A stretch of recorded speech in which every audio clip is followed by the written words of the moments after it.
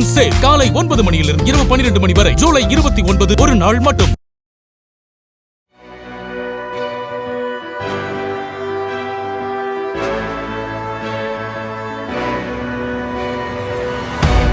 மதுரை சோழவந்தான் ரயில் நிலையம் தபால் நிலையத்தில் ஹிந்தி பெயர் பலகையை அழித்ததாக வழக்கறிஞர் கைது செய்யப்பட்டுள்ளார். இது தொடர்பாக சிசிடிவி காட்சிகளின் அடிப்படையில் வழக்கறிஞர் யுவராஜ் என்பவரை போலீசார் கைது செய்து மதுரை மத்திய சிறையில் அடைத்தனர்.